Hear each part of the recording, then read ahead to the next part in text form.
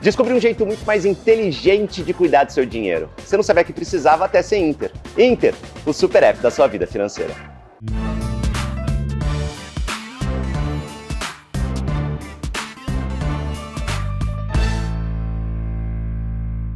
Oi, gente! Estamos começando mais um episódio do No Lucro, esse programa gostosinho, esse programa delícia pra gente falar de grana, de dinheiro, do jeito que a gente tem que falar de grana e de dinheiro, sem frescura, sem mimimi, sem chateação, sem pudor. Por que a gente tem mania de ficar falando de dinheiro, achando que é feio falar de dinheiro, achando que é feio ganhar dinheiro? E aí, toda semana eu fico trazendo convidados aqui pra tentar desmistificar esse negócio. E como ainda tinha muita gente com dúvida sobre esse negócio de ganhar dinheiro, eu trouxe alguém que não só ganha muito dinheiro, mas entende muito de dinheiro, entende muito de cuidar do próprio dinheiro. E você conhece essa pessoa porque ela é Natália Arcuri, senhoras e senhores. Oi, Nath. Prazer, Ciane, estar aqui com vocês. No lucro, né, gente? É o mínimo que a gente espera. É o mínimo, e lembrando, né? que no lucro a gente tá falando de líquido, né? Não é bruto, a gente tá falando do lucro líquido mesmo. Depois você tira o imposto de renda, tira a inflação. Aí sim você tem lucro de verdade. Vamos combinar já. Assim, deixar isso combinado. Eu não sei o que eu tô fazendo aqui hoje, de verdade. Porque essa mulher não precisa de ninguém fazendo pergunta. Ela é um fenômeno das finanças. Gente. Ela só vai sentar aqui e vai ficar dando aula. Eu sou muito golpista. Vocês sabem que toda semana eu trago pessoas aqui pra me darem mentoria de graça, né? Então, assim, uma mulher desse calibre, pra fazer uma mentoria pra alguém, são dezenas e centenas de milhares de reais e eu faço isso de graça. Então, eu ainda sou pago pra isso aqui. Obrigado, CNN, direção da CNN. Então, vamos começar mais uma mentoria. Mas, ó, eu já quero desmistificar algo que é muito, muito importante. O quê?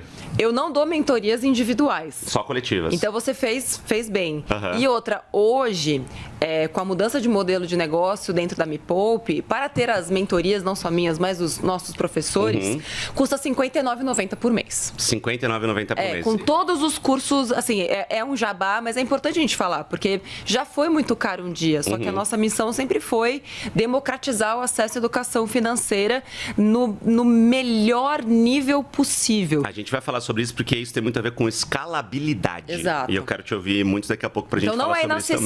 Não é inacessível. Não é inacessível, fechado. Então assim a gente já começa, já deu pra perceber que também é um gênio do marketing, não é só um gênio das finanças e dos investimentos.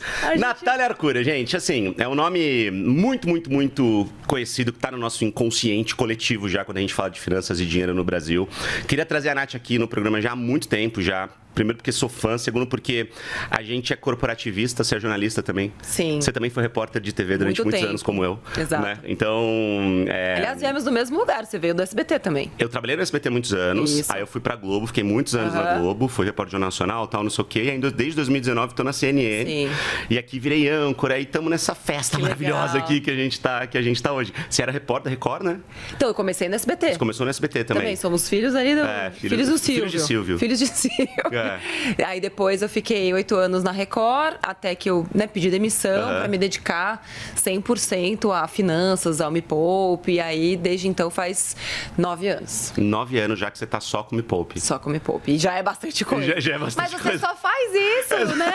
Claro, depois eu te conto um pouquinho melhor o que é só isso. Ô, Nath, o que foi o estalo pra você, assim? Eu lembro que, pra mim, particularmente, né, o que fez eu querer, por exemplo, sair da vida de repórter e começar a empreender mais e tal?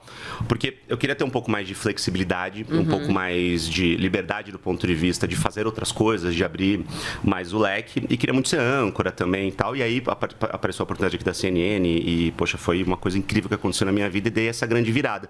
Pra você, qual foi o estalo? Você era repórter, você quis fazer algo parecido na televisão, não conseguiu, quis dar o teu start. Como é que foi essa virada pra você lá atrás? É que assim, essa questão das finanças pessoais sempre fez parte da minha vida, mais pra minha vida pessoal. Então, eu sempre quis crescer profissionalmente, financeiramente, vim de uma família de classe média, que não faltava, mas não sobrava absolutamente nada. Classe média tradicional brasileira, né? Bem tradicional mesmo. Tem um certo conforto, mas é no limite ali, né? Bem no limite. Você não sabe como vai ser o mês seguinte. Sim. Meu pai foi autônomo a maior parte da minha vida, ele tinha um emprego formal, só meu pai trabalhava em casa, minha mãe cuidava de nós 3, somos em 3 meninas. Então, era uma vida muito, simples, classe média mesmo. Só que como meu pai era autônomo, então a gente não tinha estabilidade. Sim. E aquilo me pegava bastante. Então, desde muito nova, eu comecei a juntar dinheiro, comecei a trabalhar como podia, vendia coisas na escola, comecei a trabalhar fazendo comercial de TV, que era uma graninha que eu conseguia ter ali com os meus 14, 15, 16 anos. Comecei a trabalhar de carteira assinada com 18 anos de idade e comecei a investir muito nova. Ninguém na minha casa investia e eu percebia o quanto o acesso que eu tive, né, aos investimentos e caçando, porque imagina, mais de 20 anos atrás não era tão normal quanto é hoje, né? Tem um programa sobre isso aqui, né? Não era tão comum, então era muito difícil para mim acessar esse universo, entender aquele vocabulário, mas aos poucos eu fui investindo, crescendo esse meu patrimônio, trabalhando como jornalista, veja você. O que não é fácil crescer patrimônio trabalhando como jornalista. Não é nada fácil. E me disseram, quando eu escolhi ser jornalista, me disseram que, Natália, você, nossa, não faz isso, você nunca vai ganhar dinheiro, aquela coisa toda. Eu coloquei na minha cabeça que sim, eu ia ganhar dinheiro como jornalista. Imagina. Por que não, né, gente? Por que não? E na minha cabeça, curioso isso, eu falava, se o Bonner ganha, por que eu não vou ganhar? Pra mim era tipo, gente, se um ganha, todo mundo ganha. Só tem que descobrir como ele chegou lá, seguir passos parecidos, vai dar tudo certo. Só pra fazer um disclaimer aqui, antes que alguém pegue só esse corte e diga, estão dizendo que não é fácil, sabemos que não é fácil, sabemos que é um desafio, sabemos que tem pedras gigantescas nesse caminho, mas o caminho existe, Mas o caminho existe. E assim, eu sempre fui muito disciplinada, muito resiliente, né? Desde criança eu sou atleta. Então, assim, disciplina pra mim nunca foi um problema. E ter alvos e metas, pra mim, sempre foi algo que me incentivou. Então, eu olhava os poucos que ganhavam bem, né, na nossa carreira e olhava para eles como alvos, como objetivo. Não alvo a ser derrubado, mas como um lugar a ser conquistado. Uma inspiração mesmo, Uma inspiração, até porque também tinham poucas mulheres nessa situação, assim, né, de poder dentro da carreira. E quando finalmente cheguei nesse lugar, me tornei repórter, apresentadora de um dos maiores programas de rede nacional, que era Hoje em Dia na TV Record. Negociei todos os meus salários, coisa que ninguém fazia. Bem difícil, né? Principalmente mulheres têm muita dificuldade em negociar. Eu nunca tive medo de negociação, porque, né, na minha cabeça eu tinha uma meta ali e tal a ser alcançada.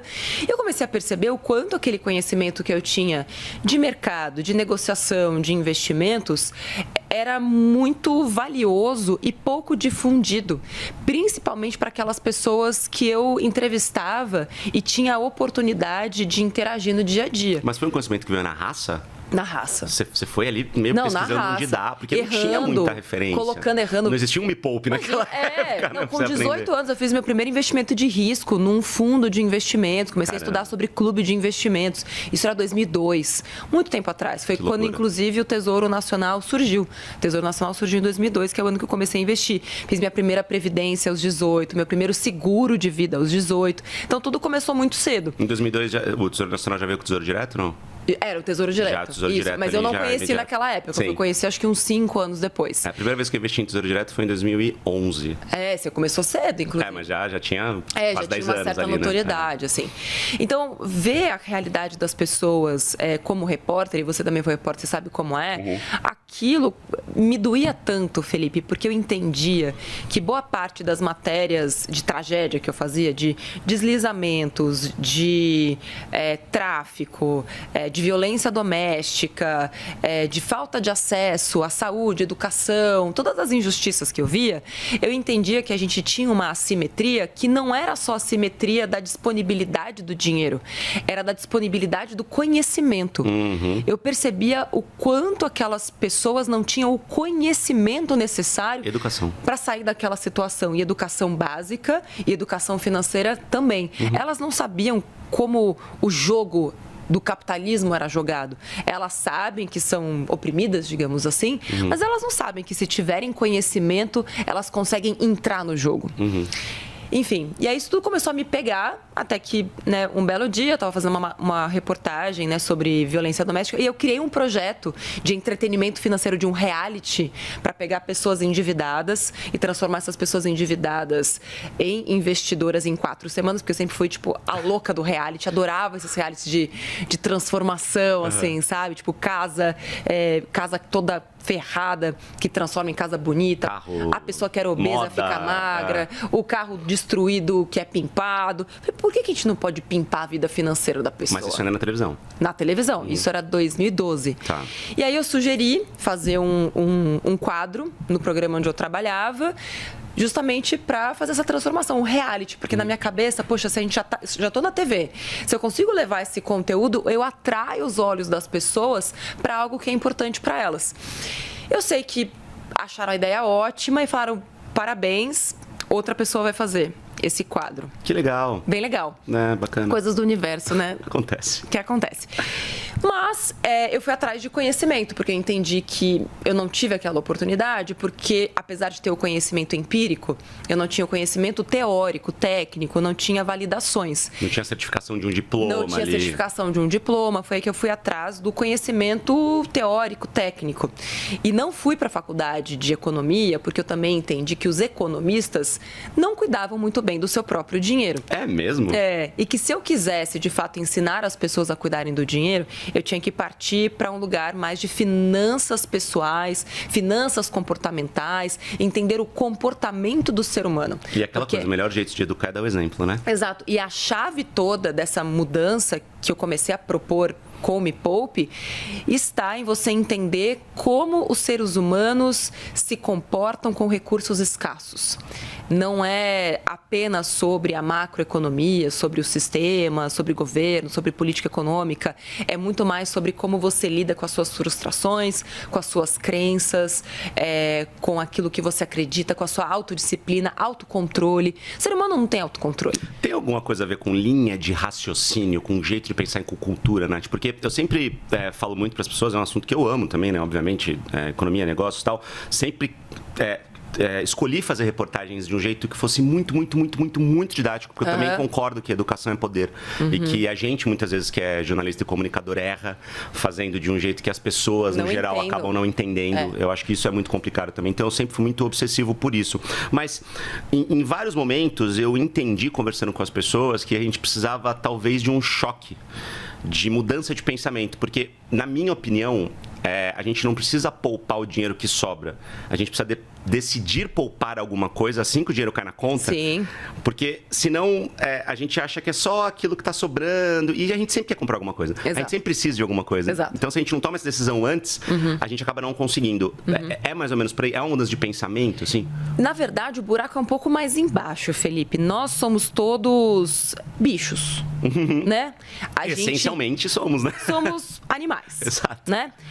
E como animais, a gente se acha muito inteligente porque a gente fala, a gente ganha dinheiro, a gente dirige um carro, a gente pede um carro de aplicativo, a gente tem um emprego, a gente tem filhos. Então, nós temos uma tendência a acreditar que nós somos mais inteligentes e racionais do que, na verdade, a gente é. O que os cientistas comportamentais já trouxeram, então vou trazer só alguns aqui para quem quiser pesquisar depois. O Daniel Kahneman, que infelizmente faleceu esse ano, Prêmio Nobel de Economia, um psicólogo, Prêmio Nobel de Economia. O Richard Thaler, que também foi parceiro do Daniel Kahneman por muito tempo. O Robert Cialdini, o Dan Ariely. São todos pesquisadores desse campo da economia comportamental que já provaram que nós somos imediatistas. Então, no cerne de tudo está a nossa dificuldade em visualizar nós mesmos, seres humanos, eu, Natália, no futuro. Tem pesquisas que mostram que a gente nem acha que é a mesma pessoa. Caramba, sério? A gente tem mais intimidade com uma celebridade no futuro do que com nós mesmos no futuro. A gente faz essa dissociação mesmo, Dissociação total. Que loucura isso. E, ao mesmo tempo, durante muitos e muitos milênios, o ser humano, né, como a gente conhece hoje, teve que viver o hoje. Porque, de fato, não tinha amanhã. A gente, dentro, né, do período histórico em que o ser humano existe, como nós somos, né, o homem, como a gente conhece hoje, essa espécie, a gente viveu muito mais tempo com recursos escassos, tipo, tendo que matar o bicho hoje, sem saber se vai ter a sobrevivência amanhã, se vai ter esse bicho ou você vai ser comido pelo bicho. Exatamente. Essa questão que a gente fala muito do comportamento de manada, então, se eu não estou junto com o meu grupo, a sensação é de que, de fato, eu estou ameaçado. Estar sozinho é uma ameaça. Então, quando a gente vê hoje comportamentos de consumo, o que leva uma pessoa a comprar comprar algo só porque a comunidade toda onde ela interage tem um celular, uma roupa, um videogame, uma balada. Poxa, todo mundo tem isso. E você fala, nossa, olha que pessoa fraca. Não, ela só é uma pessoa. Porque durante muito tempo a gente acreditou, e era verdade, que se eu me desgarrasse do meu grupo, eu seria um alvo muito fácil para um leão, para um hipopótamo. Hoje para um cancelamento. Hoje não mudou para uma muita zoeira coisa. Generalizada, né? Então, assim, faz parte do nosso sistema de crenças, sim, mas existe algo que é mais, ainda mais básico, mais basal. A gente, né, divide, como se fosse dividir o nosso cérebro, né, em reptiliano, límbico e o córtex pré-frontal. Essas áreas do nosso cérebro foram sendo forjadas e formadas ao longo também da história. Então, quando tem essa coisa do instinto de compra, de consumo, quem está falando lá é o seu límbico, às vezes é o reptiliano, fala, tô com fome, quero agora. Por que a gente não pode ir no supermercado com fome? É o instinto, né? Porque o seu instinto vai fazer você comprar mais, comer mais, tomar decisões mais estúpidas. Porque não é o seu raciocínio lógico que está tomando essa decisão. E quando a gente está com mais fome e vai no supermercado, a gente tende a comprar mais besteira, mais produtos processados, industrializados, porque são mais gostosos, vão tirar essa nossa da saciedade, né, teoricamente. É o seu corpo que está falando da forma mais pura, digamos assim, sem o raciocínio lógico. O Dariely que fala, né, que nós somos previsivelmente irracionais. Então, achar que nós tomamos decisões racionais, a gente já parte de uma premissa equivocada. Nós não conhecer o bicho. Nós tomamos decisões emocionais. Quase sempre, né? Quando você entende que as suas decisões partem muito mais da emoção do que a razão, aí sim você já aumenta um volume. Opa, quem está tomando essa decisão aqui? É a minha emoção ou é a minha razão? E é por isso que a gente quer acreditar que vai ser um ser humano melhor no futuro. E fala, não, mês que vem eu poupo. Esse mês não, porque apertou. Só que você não para lembrar que você comeu um negocinho a mais, que não precisava. Lembra, nunca é sobre cortar coisas. É sobre não desperdiçar. Quanto desperdício tem na sua vida hoje? Nossa, o tempo inteiro, né? É aquela coisa do eu mereço. Eu tenho muito cuidado com o eu mereço. Porque, teoricamente, gente, a gente merece tudo, tá? A gente trabalha, a gente tem nossas responsabilidades, a gente merece, tá tudo bem, mas a gente precisa. Eu sempre penso muito nisso, né? Mas eu quero trocar de televisão em casa, eu mereço, mas eu preciso. Será que realmente dá? Porque senão a gente vai sempre cair nessa cilada e nunca vai ter grana. E você achando que era um papo sobre finanças. E é um papo sobre neurociência. É um papo sobre comportamento humano, porque no fundo é sobre isso, né? Mas é sobre finanças. É muito doido isso, Isso aqui tem tudo a ver com finanças, porque se você acha que finanças é sobre conta de mais, menos, dividir, multiplicar, você achou errado. Exatamente. Tanto que economia não é exatas, né? Economia é uma ciência humana, veja É uma ciência humana. Então, pouca gente sabe disso, aliás. Isso é muito maluco, né? Vou fazer economia. Então você vai para exatas. Não, a economia é uma ciência humana. Então sobre estudar seres humanos. Exato. Você tocou num ponto que, para mim, é muito importante. Você falou, né, do nosso cérebro límbico, reptiliano. Você falou do córtex pré-frontal. Córtex pré-frontal, e eu só sei disso porque eu tenho TDAH, é onde a gente produz a dopamina, né? Que é aquela coisa de dar aquele prazer imediato e tal. Então, as maiores críticas de redes sociais hoje é porque dão aquela dopamina rápida, né? O scrollar, que o feed te dá aquele prazerzinho, você não consegue sair, você se vicia e tal, não sei o quê. E muita gente faz compras por impulso atrás também dessa dopamina. Tô triste, eu vou comprar uma brusinha aqui, porque vai me dar um prazerzinho ali, uma hora depois a pessoa já tá arrependida, triste e tal, não sei o quê. Mas o que eu descobri, e eu ainda bem descobri isso muito cedo, é que guardar grana também te gera dopamina. Nossa, demais. Também é muito gostoso fazer investimento. Não tão perigoso quanto, mas também em excesso. Tudo aquilo que em excesso pode te colocar numa posição vulnerável também, né? Porque tudo que é em excesso é ruim. Então, aquela pessoa que só sente prazer ao poupar, ela também está indo para um caminho ruim. Porque tem gente que é assim, né? É sobre equilíbrio do presente e do futuro. Lembra que nós somos 3 pessoas ocupando o mesmo corpo. Você é o Felipe do passado, hoje você é uma representação e a sua vida financeira é o retrato do que o Felipe do passado te deixou.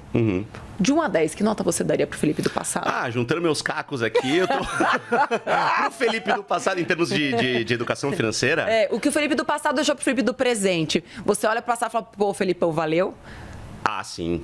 Sim. Ótimo. Sim. Aí você é o Felipe... Mas não é 10, tá longe de 10, mas eu falo, valeu, super, entre erros e acertos, Mas ele não te valeu. deixou uma dívida gigantesca. Não. Putz, eu sempre fui muito Não te colocou numa posição de inadimplência. Nossa, não. Felipe do passado deu presente pro Felipe do presente. Com certeza. Certo? Com certeza. E aí, somos também o Felipe do futuro. Então, tô vendo 3 Felipes aqui. O do passado, do presente. E o do presente está deixando algo pro Felipe do futuro. Então, quando a gente entende que sim, a gente tem 2 recursos que são escassos e muito importantes, que é o nosso tempo e o nosso dinheiro. Então, a Natália do presente tem sempre a escolha. O que eu vou fazer com esse recurso escasso, que é o tempo, e o outro recurso escasso, que é o dinheiro? Porque eu também tenho que viver meu presente. Mas eu não posso só viver o presente. E, ao mesmo tempo, eu não posso só viver o futuro. Então, eu até trouxe esse alerta, porque quando a gente fala sobre dopamina, é a dopamina que vem de você poupar e, de fato, ver o dinheiro crescendo sem você fazer esforço. Quando você investe, porque o juro composto também começa a fazer isso, você coloca um dinheirinho aqui, um dinheirinho ali, de repente você fala, nossa, ganhei R$1. Nossa, ganhei 5. Nossa, se eu colocar um pouquinho mais, vou ter 10. Nossa, eu ganhei R$100 sem fazer esforço nenhum. É meio maravilhoso, assim, é um mundo mágico. A dopamina vem. A dopamina vem. É isso. Mas a gente não pode esquecer que também que aquele dinheiro poupado, porque dinheiro não é colecionável. Eu não tô colecionando dinheiro. Eu não tenho dinheiro pra troca. Eu tenho pra troca, sabe, figurinha? Eu tenho uma pra troca aqui. Qual que você não tem da minha coleção? O dinheiro é pra ser usado. Exato. Se você inverte essa lógica e passa só a poupar pra ver aquele bolo crescendo, o dinheiro virou seu dono de novo.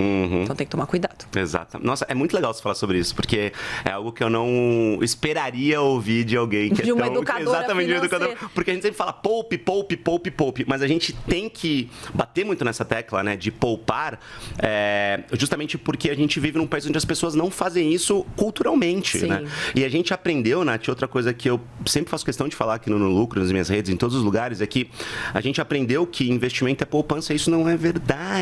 Eu, assim, não sei se você concorda com isso, mas eu acho que poupança não é investimento. Pois é. Poupança muitas vezes perde para inflação, ou seja, na prática o dinheiro desvaloriza. Então, a gente só vai conseguir quebrar essa barreira quando a gente realmente educa. E educar é fazer o básico, né? Então, aqui no Lucro, por exemplo, muitas vezes eu gosto de fazer uma pausinha no papo e falar assim, então, gente, olha só, IPCA é o Índice de Preço ao Consumidor Amplo, porque quem não sabe fala, beleza, aí todo mundo vem para a mesma página, né? Eu acho que essa preocupação com a educação, ela é muito importante. E você faz isso obsessivamente há muito tempo.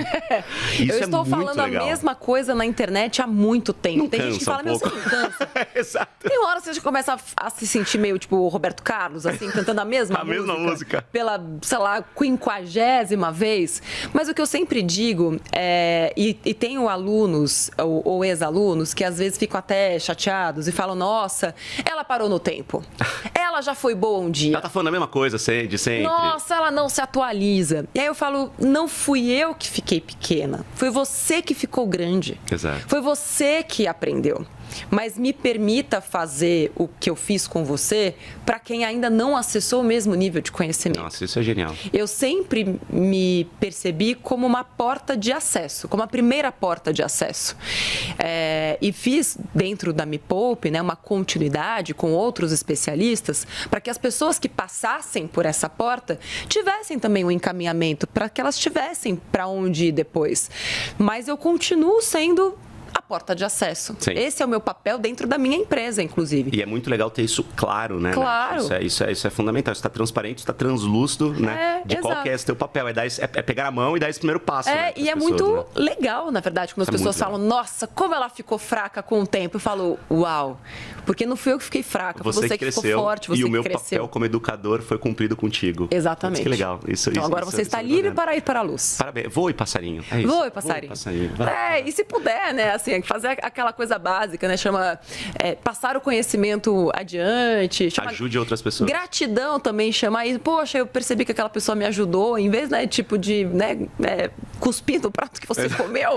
Aprende que pirâmides financeiras não são legais, mas que essas pirâmides do bem funcionam. Então, ajude outras 3 pessoas. Passa adiante.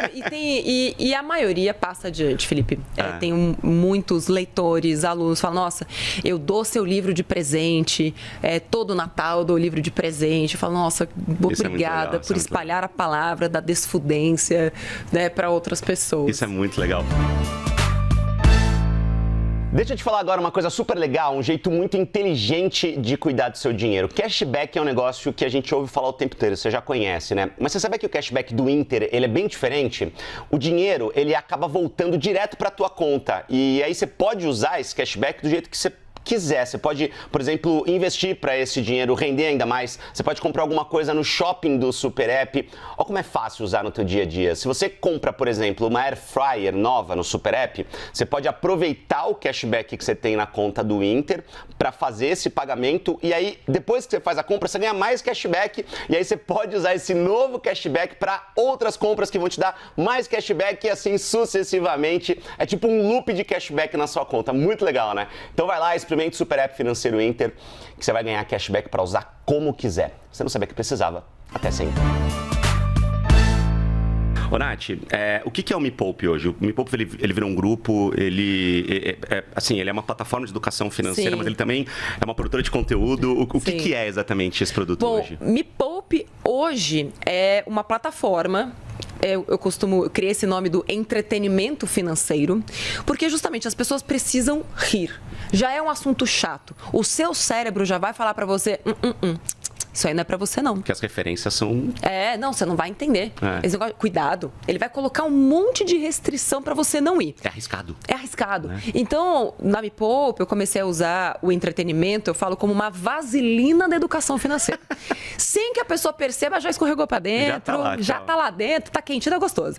E aí, o que eu fiz? Bom, mas eu sou só uma. Lembrando que eu sou a porta de entrada. E os outros conhecimentos, né? Até como uma oportunidade de negócio. Então, eu comecei a trazer outros especialistas para dentro da Me Poupe. Então, a gente tem especialista de renda variável, que é o Leandro Martins, aliás, o maior especialista de renda variável, ganhador da melhor carteira recomendado do Brasil 10 vezes. Só para lembrar, basicamente ações, tá, gente? Basicamente mercado de ações da renda variável. Ações, mercado de ações. A gente tem a Bruna Andriotto, que é uma especialista de renda extra. A gente tem o Jean, que acabou de chegar, que é o nosso especialista de renda fixa. O que é renda extra?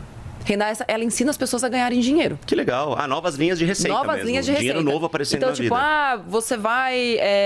cliente oculto. Ou apareceu uma oportunidade, uma plataforma que te paga por cada clique que você dá.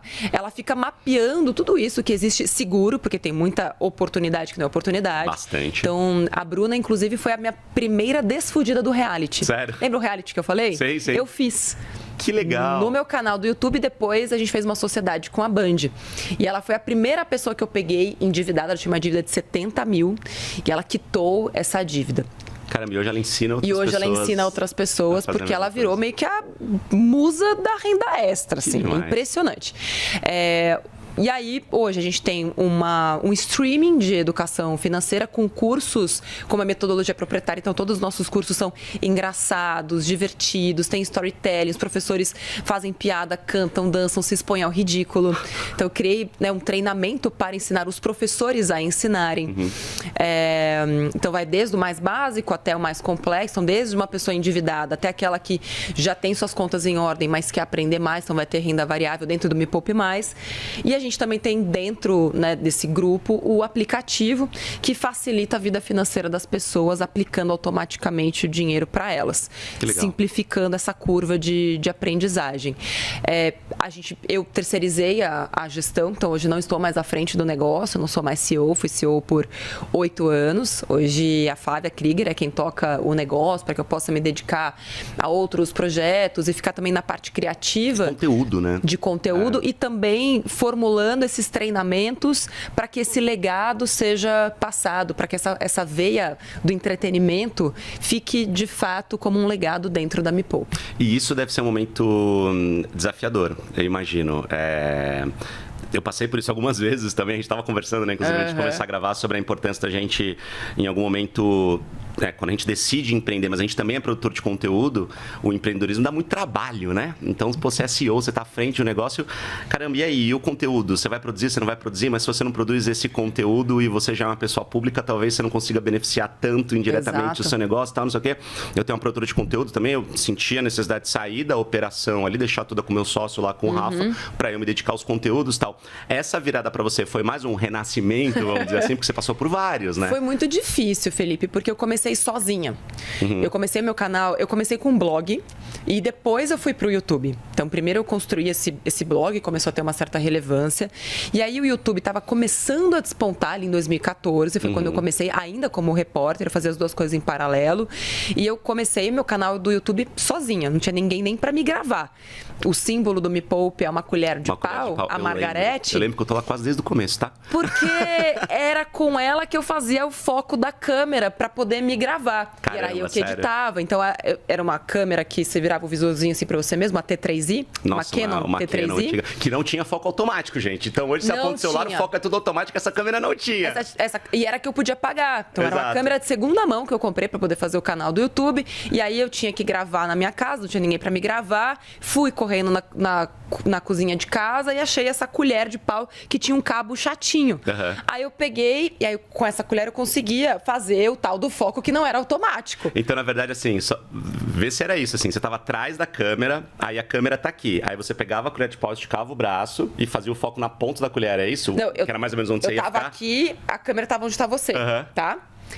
E eu tentei, tipo, colocar uma almofada e atrás da câmera, pra mas ela não... como se fosse você. Não rolava. Então eu tava aqui, a câmera tava aí eu pegava a Margarete com o visor virado pra mim. Então daqui, sem sair do meu lugar, eu fazia... Você sabia exatamente onde era essa distância pra colocar o foco. Olha que loucura isso, gente, porque não tinha alguém pra fazer naquele momento, naquele momento. Então você pega as imagens dos primeiros vídeos do canal, tem várias horas que fica desfocado. Sei. Por causa disso, todo tempo você tem que ir lá, tipo, dar uma focada de novo, você não pode se mexer direito. Os perrengues de quem começa a empreender, exatamente. Então, assim, eu comecei tudo muito sozinha, trouxe minha primeira funcionária, que não era a Margarete, né? A Mari, inclusive, era estagiária na Record, uns 6 meses depois. E eu apliquei ao meu negócio a mesma consciência financeira que eu tinha na minha vida pessoal. Legal. Então, eu sempre fui muito prudente em relação ao caixa da companhia, principalmente, né? Porque naquela época não era uma companhia. Hoje é uma companhia, né? Mas eu sempre tive muita cautela, assim, muita precaução em dar passos do tamanho que eu podia. Legal. E durante muito tempo eu ocupei esses dois lugares. Da mente criativa, na verdade eram vários lugares. Da mente criativa, da mente de vendas, da mente de produto, da mente de negócio, da mente da negociação, da gestão das pessoas.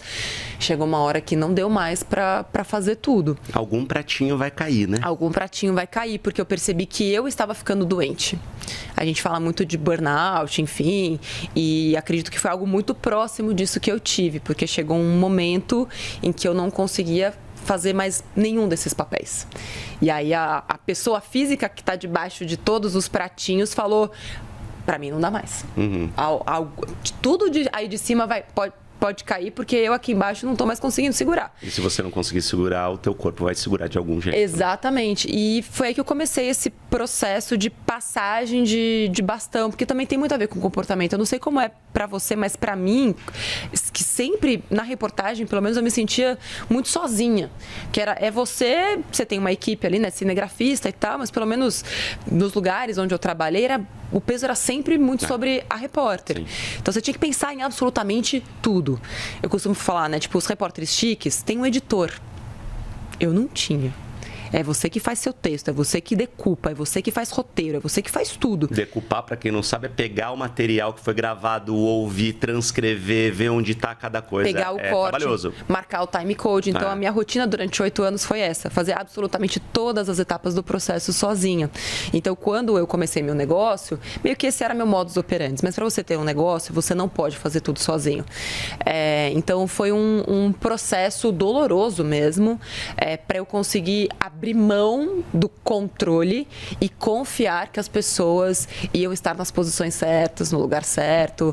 Foi uma grande evolução. Mas é muito difícil, eu passo muito por essa dificuldade de conseguir encontrar as pessoas para ocupar as cadeiras que você ocupava. Isso é bastante complexo, né? É difícil, mas isso veio com o tempo e com confiança. Então, a Flávia, que hoje ocupa a posição de CEO, eu cheguei a fazer, inclusive, um hunting, né, para contratar. Eu contratei uma equipe especializada, né, uma consultoria para encontrar um CEO. Então ela veio do mercado mesmo. Não encontrei. Ah, não encontrou? A Flávia... Eu contratei uma equipe e falhei miseravelmente. Eu contratei eu mesma. Falei, quer saber? Eu vou continuar nessa cadeira aqui de CEO. Mas a Flávia, a gente contratou como chefe de operações. Legal. Então eu fiquei como CEO e ela ficou como chefe de operações. A famosa COO. COO. Não queria usar esse nome chique aqui. Exato. E aí, no momento em que a pessoa física, a Natália, né, teve ali seu momento de pedir água, a Flávia era a pessoa natural na sucessão e pegou, né, essa margarete, né, esse bastão, essa colher de madeira. E falou chá comigo. Lindamente, chá comigo, e tem sido muito... bonito, assim, sabe? Ver esse processo, ver a empresa amadurecendo. E hoje eu sou presidente do conselho. Sim, e outra mulher no poder. E outra mulher no poder. Isso é importante também. Exatamente. Nath, são quantos funcionários hoje? Hoje nós temos 48, 50 funcionários. Bastante. A gente diminuiu bastante a operação, aprendemos muito nesse processo, cresceu muito rápido. A pandemia fez com que tudo que fosse online crescesse muito. Então a gente tinha uma boa estrutura, tinha um bom conteúdo, era um conteúdo que as pessoas precisavam urgentemente durante a pandemia. Sim. E crescemos desgovernadamente. Como qualquer crescimento muito grande. Exato. Né? É importante as pessoas saberem disso, né? Com o crescimento vem o caos também. E hoje, né, com essa maturidade, segurança, é possível você falar sobre seus erros de uma maneira que aprendi com isso. Então, crescemos muito sem ponderar riscos desse crescimento, etc., principalmente de gestão e operação. Então, hoje a gente consegue fazer muito mais com uma operação muito mais enxuta e eficiente. Legal. Qual foi cuidando muito melhor das pessoas que trabalham com a gente. Porque, afinal de contas, se tem menos gente, você consegue conhecer melhor todo mundo. Exatamente. Ali, né? Exato. E colocar as pessoas certas no lugar certo também. E a Nath CPF hoje? Como é que tá? A Nath CPF está explorando a vida. Novos horizontes. Adoidada. Eu tô fazendo tudo aquilo que eu não fiz durante muito tempo. Eu sempre fui muito disciplinada, Felipe. Sempre, sempre, sempre, sempre. E eu acho que de uns tempos pra cá me permiti pegar mais leve. Legal. Sabe? A maturidade, a segurança financeira também te proporciona isso. Eu tinha essa urgência, eu tinha um medo muito grande de instabilidade financeira. Acho que por tudo que eu vivi na minha família e tal. Então, pra mim, chegar nesse lugar de, poxa, posso respirar tranquilamente, tá tudo certo, posso ajudar, inclusive, minha família naquilo que eles precisam, o que é para mim, para cuidar de mim e da minha família também, tá ok, tá garantido. Ufa, agora dá para viajar, agora dá para conhecer novas realidades. Eu tenho ido muito para aldeias indígenas, me conectar com a natureza, me concentrar em tudo aquilo que está um pouco mais fora, olhar para dentro, comecei a meditar. Enfim, é uma vida completamente diferente. Você medita todo dia de manhã, né? Você posta, né? às vezes. Eu também, eu sei como é. A nossa hiperatividade às vezes não deixa. Sei como é complicado. Eu fui diagnosticada com TDAH. Sério? Parabéns! Sério? Bem-vinda! Aê! Não, porque aí você fala, nossa, mas como é que você conseguiu fazer, né? Tipo, tudo isso tão focada, mas aí eu entendo, caramba, porque realmente parecia que eu estava num transe. Porque o hiperfoco é a outra característica. E aí você começa a perceber, nossa, é mesmo, eu não presto atenção em muitas coisas. Porque a dopamina, ela é difícil de vir. Então, quando ela vem com alguma coisa, você hiperfoca nela, né? Você vai, aí você, nossa, vem aquele estado de flow, assim, e que se alguém não te tirar de lá, você vai, assim, mas sabe? isso pode te fazer mal também, de novo. Minha mãe tem uma frase que é maravilhosa, que tem muito a ver com o que você disse agora há pouco. Ela fala que é uma frase que veio da avó dela, ela diz, tudo que excede, fede. eu acho maravilhosa essa frase e uso muito. Beijo, dona Maria Cristina Ciani. Eu tenho uma outra que eu tenho pensado muito também, que é a diferença entre o remédio e o veneno é a dose. Exatamente. Então a gente tem que tomar muito cuidado mesmo. Exatamente. Nath, você já vive de renda hoje? Se o Me Poupe, poxa, vendeu aquela coisa, apliquei todo o dinheiro, não posso mexer, tal, com o que você já tem, você já vive de renda? Sim, eu já vivo de renda. Inclusive, eu não tiro mais dividendos da empresa, fica tudo dentro da empresa, é tudo para ela. Só gerando eu entendo realmente que agora ela que precisa, né, ser autossuficiente. Eu sou suficiente, agora quem tem que ser autossuficiente é ela.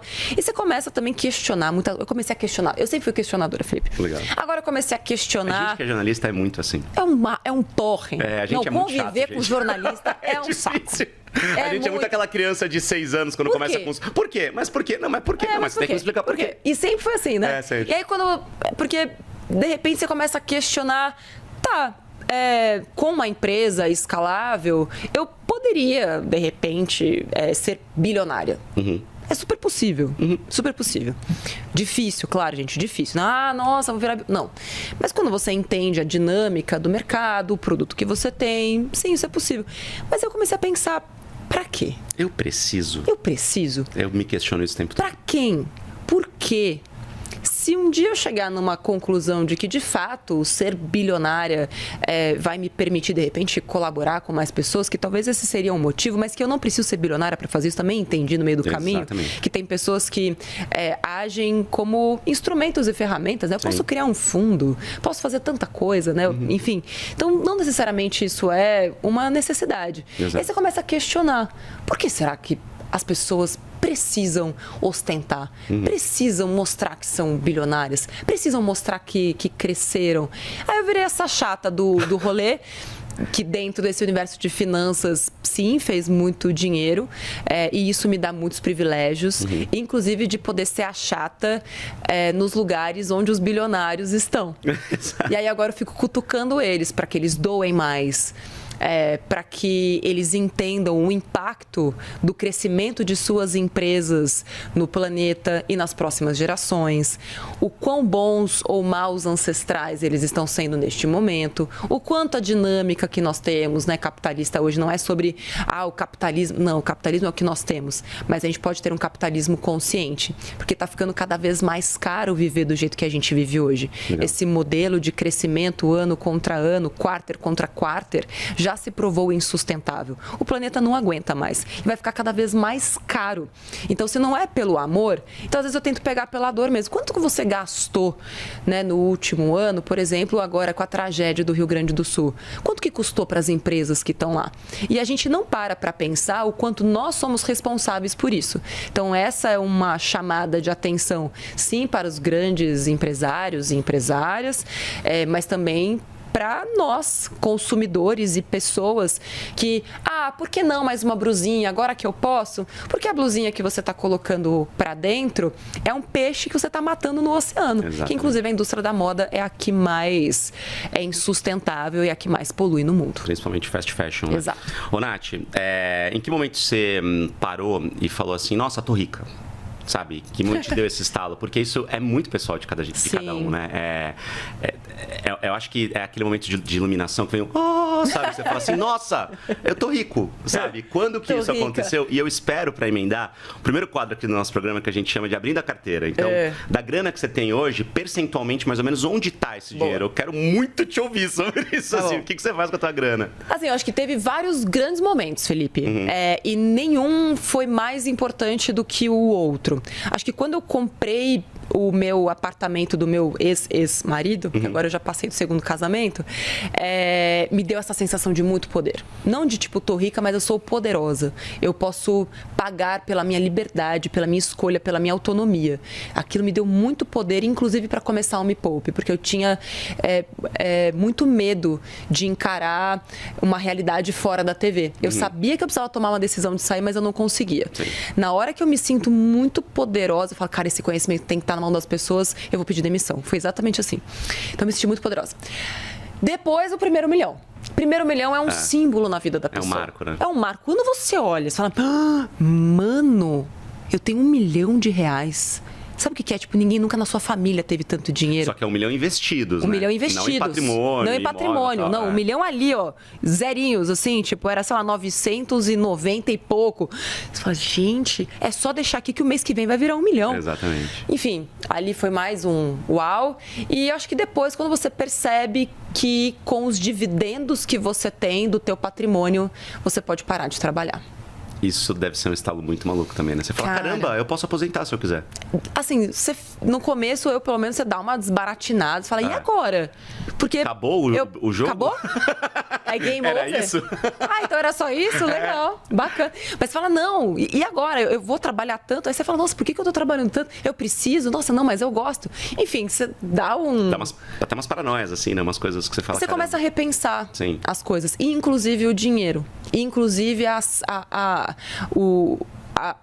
a velocidade, inclusive a intensidade. Eu acho que hoje, tendo passado por tudo que eu passei, eu teria pegado mais leve, eu teria ido com mais calma, não teria enfiado meu pé com tudo no acelerador, o tal do TDAH. De 0 a 10, qual a nota pra Nath do passado, então? Olha, Nath do passado eu vou dar um 8 pra ela. 8, tá bom. Um 8 pra ela, por ter sido tão rígida, por ter sido, sabe, disciplinada ao extremo. Dessa grana que você tem hoje, então, desse CPF que já te permite viver de renda, onde está esse dinheiro? Boa. Acho que 15%, 20% está em fundos imobiliários. Tá, gosto bastante. Que é o que eu uso basicamente para pagar o meu salário hoje. Eu tenho mais ou menos isso também, de 15, eu tenho uns 17 hoje, mais ou menos. Ótimo. E aí eu faço uma seleção de 10 fundos, enfim, tento manter um dividend yield ali, né? Uma média de quanto eu recebo de dividendos de 0,8%. Então, ele está me pagando bem. Quase 1% ao mês ali, o quê? Quase tá 1% ótimo, né? ao mês. Então, eu coloco alguns sem um pouco mais de risco, outros bem menos risco. Boa. Gosto de fundos com contratos atípicos, Legal. que é aqueles que você tem a garantia de que aquele imóvel, etc., vai ficar alocado por mais tempo. Para quem não sabe, gente, assim, o fundo imobiliário é muito legal porque é como se você estivesse comprando imóvel sem comprar o imóvel, sem ter o risco de comprar o imóvel. Você compra então, um pedaço. Compra um tijolo ali. Você compra um pedaço ou de um imóvel, ou de um grupo de imóveis, ou de um grupo de papéis relacionados a imóveis que sempre vão te pagar aluguel sem cobrança de imposto de renda. E é literalmente aluguel mesmo, isso Aluguel que é legal. mesmo. Né? Então, o imóvel lá está alugado, você está recebendo Isso referente ao pedacinho da sua propriedade daquele imóvel. Então, pode ser comercial, pode ser isso. galpão de empresa. Às vezes né? você vai num hospital, você não sabe, mas você poderia ser dono daquele Exatamente. hospital. Você vai no shopping, você não sabe, mas você podia estar, em vez de só gastando dinheiro, você podia estar recebendo dinheiro do shopping, daquele aluguel. Então, 15% ali em fundos imobiliários, outros 10% mais recentes, 15% mais recentes, que estão em ações pagadoras de dividendos, que também comecei ali uma reservinha de dividendo olhando para daqui a uns 20 anos, Boa. que a pessoa também continua olhando para o futuro. Tenho 5% da minha carteira em criptomoedas. Você gosta de cripto? Gosto de cripto, também olhando para o futuro. Outros 5% em dólar. Então, estou investindo, também tem uma grana fora do Brasil. E o restante todo em renda fixa. Ou seja, a renda fixa majoritária ali, com majoritariamente. certeza, né? Pra te dar essa tranquilidade. E também para ter liquidez. Enfim, tenho imóveis também, então tenho alguma alocação não líquida, né? E líquida, porque acho que também faz parte da diversificação. Boa. Qual foi o pior negócio que você fez na sua vida e qual o maior bolo de grana que você perdeu com isso? Eu acho que o pior negócio que eu já fiz, acho que foi o primeiro, assim, que foi ótimo, que já me deu um alerta. Ficou esperta rápido. eu peguei todo o dinheiro que eu tinha e coloquei naquele fundo que eu disse, quando eu tinha acho que uns 18 ou 19 anos. Eu falei, nossa, eu preciso investir e tal, ganhar dinheiro, meu primeiro salário, aquela coisa. Aí fui lá e coloquei num fundo, cheguei na reunião de cotistas. Caramba. Imagina. Uma coisa que quase ninguém faz, né? Eu fui porque eu achei o máximo. Exato. Nossa, reunião de cotistas, é claro que eu quero ir. Fui lá e tal, não sei o que, não, vou colocar todo o meu dinheiro aqui. R$1.000. Era o que eu tinha naquela época. Eu sei, e no ano anterior tinha rendido 80%. Falei, nossa, uau. Vou estourar. Botei todos os meus milão lá. Acho que 6 meses depois tinha 600. E aí eu aprendi uma lição. Aí fiquei medrosa.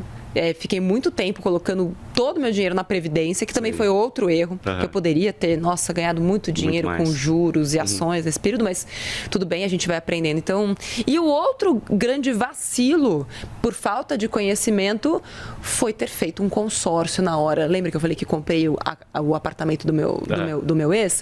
Para eu não ficar descapitalizada, que eu já tinha essa consciência, falei, não vou usar todo o meu dinheiro, eu tenho, mas eu não vou usar. Eu vou ver qual é a melhor opção disponível para eu fazer esse negócio. E na época, me convenceram de que o melhor era fazer um consórcio e dar lance nas cartas de crédito. Então, não satisfeita em cometer um erro, ainda cometi mais um, que foi dar o lance. Que depois eu fui entender, tem vídeo no meu canal do YouTube lá no Me Poupe, explicando por que esse é um péssimo negócio e por que fazer um financiamento imobiliário naquela época, com as condições que eu tinha, teria sido muito melhor do que o consórcio. Os juros estavam provavelmente melhores do que hoje, né? Hoje a gente tem juros de 2 dígitos. O problema é que quando fazem a simulação, eu não sei se é assim hoje, tá, gente? Quando fizeram a simulação do consórcio versus o financiamento, não levaram em consideração um negócio chamado inflação, que incide sobre o preço da carta de crédito, ano contra ano. E os anos que eu peguei, isso foi 2014, vamos lembrar que estávamos no pior período econômico dos últimos 20 anos. Exato. A gente pegou uma inflação que eu acho que beirou 12%, se eu não me engano. Era uma taxa de juros de 19%. De fato, nenhum dos dois estava bom. Eu só sei que a parcela explodiu. Carta de crédito que era de um preço, foi por isso. Só que eu já estava contemplada.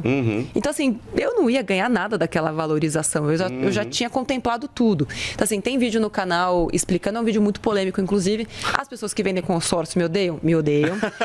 Mas eu acho que cada um tem um momento de consciência diferente na vida. Legal. Um dia vocês vão entender. Nath, por incrível que pareça, já estamos há quase 50 minutos aqui conversando. Caramba! Nossa, tem que estar acabando, Flui, né? infelizmente. Quando a gente Quando TDAH, o papo é bom, né? Quando a gente TDAH se junta. Dois TDAH se encontram, a gente ficaria horas aqui falando, nossa, alguém tem que. Aí a Manuzinha fica aqui no meu ponto, com razão, gente, tem que encerrar. O último quadro do nosso programa é o Fala ou Faz o Pix, Nath. Fala, faz o Pix? Mas eu vou pegar leve, assim, acho que tá tranquilo. Depende, né? Pix de quanto? Então, mas aí vai do que Pode o coração. Normalmente é de acordo com o dinheiro que a pessoa tem, né? Ixi, e aí tá o que bom. o suco tocar seu coração. Assim. Então a pergunta é, dona Natália Arcuri, primeiro, quanto que Me Poupe fatura hoje? Tá. E qual que é o teu número mágico?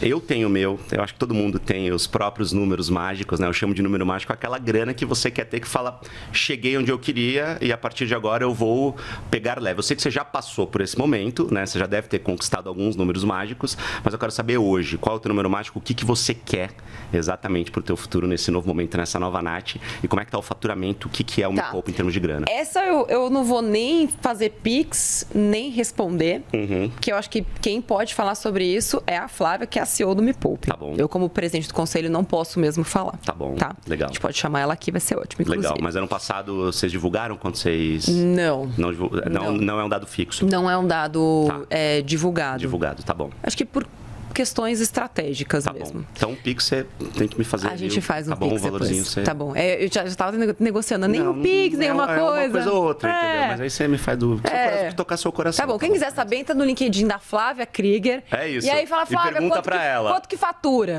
Exatamente. Ela que tá à frente do negócio. Mas deve ser mais de R$300, tá, gente? Eu acho, eu imagino. Assim. É um pouco mais de R$300. Digamos que a gente já saiu do Simples Nacional. Boa, tá bom. Ou seja, já passou de 4 milhões ali, 3.800, né? Saímos tá bom, do Simples Nacional. E o número mágico de faturamento, cara, eu perdi essa obsessão. Você não tem mais um? Não tenho. De verdade, a gente tem que faturar o suficiente para alcançar a escala que a gente precisa alcançar e ser superavitário e ter caixa suficiente. Tá. O que a gente entendeu é que o Me Poupe é uma empresa geradora de dividendos. Nós não vamos crescer megalomaniacamente para vender a empresa. Me Poupe não é uma empresa para ser vendida. Não é uma empresa para forçar seus números para cima, para fazer um exit no futuro. Mas e a Nath CPF? A nossa CPF tá de boa. Tá de boa? Tá de boa. Última pergunta, assim, rápida, coisa simples.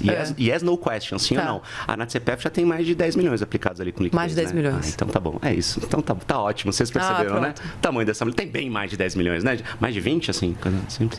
Eu acho que tem coisas que a gente guarda pra gente. Entendi, tá bom. Então assim a gente encerra mais um episódio no Lucro. Nath, obrigado. Sempre fui um baita fã teu, de verdade. Admiro muito a tua trajetória, admiro muito o que você fez. Obrigado por tudo que você já fez pela educação financeira. Parabéns e continua, só continua. Continuaremos. E eu acho que você que está nos vendo hoje também precisa daquela continuada, assim, exatamente, né? Porque ver um programa como esse, né? Que enriquece a nossa mente e continuar com sua bunda sentada, sem fazer absolutamente nada. Perdendo dinheiro, a respeito da sua vida financeira, continua com o dinheiro na poupança, ou continua colocando, né? Fazendo a aposta do tigrinho, ou botando seu dinheiro em bet, aquela coisa. Você sabe como é, né? Você sabe que não tá certo. E aí tem conhecimento disponível, aí você faz o quê? Por que eu vou buscar conhecimento, né? É melhor continuar com a vida que eu já tenho. Então pensa bem o que você está fazendo para a sua pessoa do futuro. E daqui a 10 anos você vai olhar para o passado e vai agradecer, vai falar, poxa, eu não fui bom comigo mesmo. E assim termina o último corte do No Lucro. Tá perfeitinho, atenção, produção, o corte tá pronto, né? Só cortar aqui no finalzinho, então, já e postar. Gente, obrigado. Beijo pra você que acompanha sempre o nosso papo aqui, toda semana, com pessoas incríveis, me dando mentorias gratuitas. Sim. E você sabe que aqui com a gente você tá sempre no lucro. Beijo, não esquece de seguir a gente nas redes sociais, manda mensagem, bora bater papo, bora se comunicar e até semana que vem. Valeu, gente. Valeu.